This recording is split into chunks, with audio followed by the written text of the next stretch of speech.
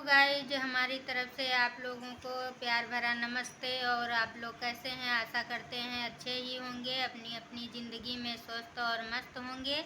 और आप लोगों की दुआ से मैं भी अच्छी हूँ। आप लोगों का हमारे चैनल में स्वागत है। आप लोग हमारे साथ वीडियो में बने रहिए।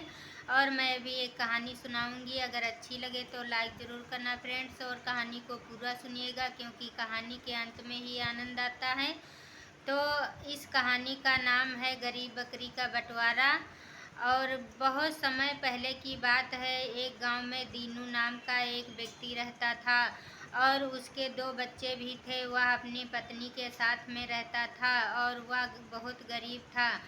इसी तरह से एक किशोरी नाम के सेठ के वहाँ वह काम किया करता था और किशोरी के वहाँ बहुत सारी बकरियाँ थी। तो दीनू उन बकरियों की देखभाल करता था। एक बकरी ने दो बच्चों का जन्म दिया, तो उसमें से एक बच्चा बहुत कमज़ोर और बीमार था। यह देखकर किशोरी को अच्छा नहीं लगा, तो दीनू से कहने लगा कि दीनू, इस बकरी के बच्चे को बहुत दूर कहीं बाहर छोड़ आइए, क्योंकि अगर ये यहाँ रहेगा तो मेरी और सारी बकरियाँ भी बीमार पड़ जाएंगी। और इसको यहाँ से जंगल में छोड़ दो जाके। दीनू ने कहा, ठीक है सेठ जी, मैं इसको सुबह ही छोड़ आऊँगा। यह कहते ही किशोरी चला गया और दीनू अपने घर चला गया। जब सुबह हुई तो दीनू आया और उस बच्चे को लिया तो जंगल में छोड़ने गया, तो जंगल में बच्चे को छोड़ दिया। जैसे ही दीनू बच्चे को छोड़ा तो बच्चा चिल्लाने लगा और दीनू की तरफ देखकर वह बार बार चिल्ला रहा था। दीनू को दया आ गई और वह सोचने लगा कि मैं इसे अकेला जंगल में अगर छोड़ दूंगा तो इसे अन्य जानवर खा जाएंगे, मार डालेंगे। इससे अच्छा है मैं इसे अपने घर ले जाऊं। अगर ये जीवित रहेगा तो हमारे यहाँ बकरी हो जाएगी, अगर नहीं जीवित रहेगा तब भी मैं इसकी सेवा करूँगा, अगर नहीं जीवित रहेगा तो कोई बात नहीं। दीनू यह सोचकर उस बच्चे को अपने घर ले आया और अपनी पत्नी शांति से कहने लगा कि शांति, इस बच्चे को मैं यहाँ ले आया हूँ, ये बीमार और असमर्थ बच्चा है। इसे किशोरी जी ने कहा था कि इसको बाहर जंगल में छोड़ दो, लेकिन मुझे इस बच्चे पर बहुत दया आ गई, तो इसलिए मैं इसको जंगल में ना छोड़कर घर ले आया हूँ।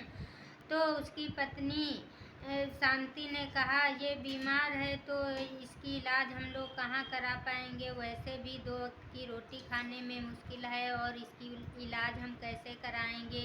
तभी दीनू ने कहा, भगवान पे भरोसा रखो, हो सकता है ये बिना दवा के ही ठीक हो जाए। इसकी अच्छे से देखभाल करती रहना और ये हो सकता है ठीक हो जाएगा। मुझे पूरा विश्वास है ऊपर वाला इसे ठीक कर देगा।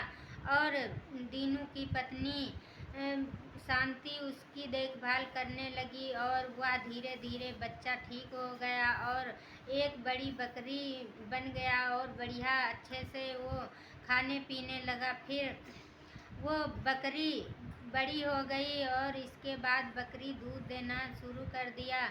तो दीनू की पत्नी उस बकरी को खिलाती पिलाती थी और अच्छा खासा वो दूध देती थी। जब दीनू घर आया तो उसकी पत्नी कहने लगी, क्यों ना इस बकरी के दूध को हम बेच दिया करेंगे, और ये तो बहुत ज़्यादा दूध देती है, इतना दूध हम क्या करेंगे। दीनू ने कहा, तुम ठीक कह रही हो, और कल से मैं इसका दूध बेच दूंगा और सेठ के वहाँ मुझे काम करने भी नहीं जाना पड़ेगा, और उसी से जो पैसे आएंगे मैं अपने घर का खर्चा चलाऊंगा। शांति और दीनू दोनों उस बकरी की सेवा करते थे और दूध को बेचकर अपने घर का खर्चा चलाते थे। जब सेठ को इस बात का पता चला तो किशोरी लाल उसके घर आया और कहने लगा, ये बकरी मुझे वापस दे दो, ये तो मेरी बकरी है। तभी दीनू ने कहा, सेठ जी, इसको तो आपने जंगल में छोड़ने के लिए कहा था, ये बीमार थी, लेकिन मैं जंगल में नहीं छोड़ा था और इसको अपने घर ले आया। इसका बहुत पालन पोषण किया है और इसकी सेवा की है, तभी ये जाके बड़ी बकरी बन हो गई है और अब ये दूध देने लगी है। तो आपको लालच आ गया है, ये बकरी आपकी नहीं रही, ये मेरी है।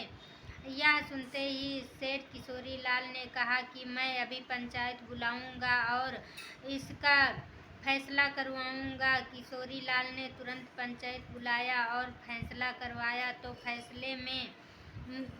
फैसले के मुखिया जो थे वो दीनू की तरफ ही बोल रहे थे। तो मुखिया ने कहा, जब तुमने इस बकरी के बच्चे को जंगल में छोड़ने के लिए कहा था और तभी दीनू अपने घर ले गया, तो इस पे हक दीनू का बनता है और तुम्हारा कोई हक नहीं है इस बकरी पर।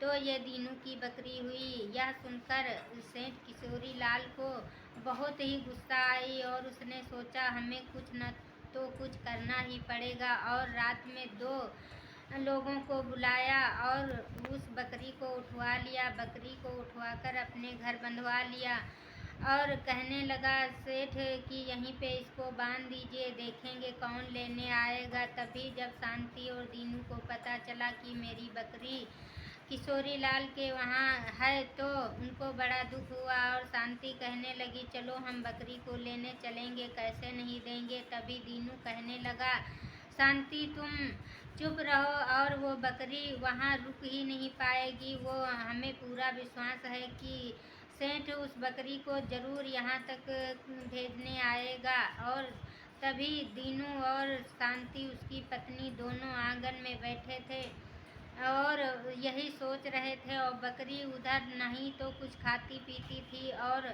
वो एकदम सूख गई थी और ना कहीं से वहाँ जाती थी, बिल्कुल वैसे ही बैठी रहती थी। यह सब देखकर किशोरी लाल को बहुत ही चिंता होने लगी और बकरी फिर से बीमार पड़ गई। जब किशोरी लाल को पता चला तो उसने कहा कि इस बीमार बकरी को उसी दीनू के यहाँ छोड़ के आओ और ये दूसरी भी बकरियों को बीमार कर देगी, इसकी ज़रूरत हमारे यहाँ नहीं है।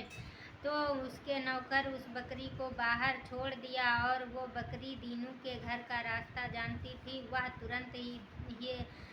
तुरंत दीनू के घर चली आई और दीनू और उसकी पत्नी शांति दोनों चिंता में आंगन बैठे हुए थे। तभी बकरी के बोलने की आवाज़ बाहर से आई। दीनू और उसकी पत्नी शांति ने जब बाहर निकलकर देखा तो बकरी घर वापस आ गई और बकरी को पाकर शांति दीनू बहुत खुश हुए और बकरी भी बहुत खुश हुई। वह एकदम दुबली सी हो गई। शांति ने कहा, मेरी बकरी को सेठ ने कुछ भी खाने को नहीं दिया, ये कितनी बीमार पड़ गई है। और कुछ दिन के बाद बकरी को जब अपने घर वाले सब मिल गए तो बकरी फिर से उसी तरह की हो गई और सेठ वो वैसे ही रह गए और उनको अपनी बकरी फिर से मिल गई। तो कहा जाता है दोस्तों, किसी की चीज़ को देख कर के लालच नहीं करना चाहिए।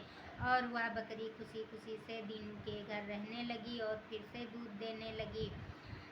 तो आज की कहानी मेरी कैसी लगी आप लोग कमेंट करके ज़रूर बताना। तब तक के लिए बाय बाय।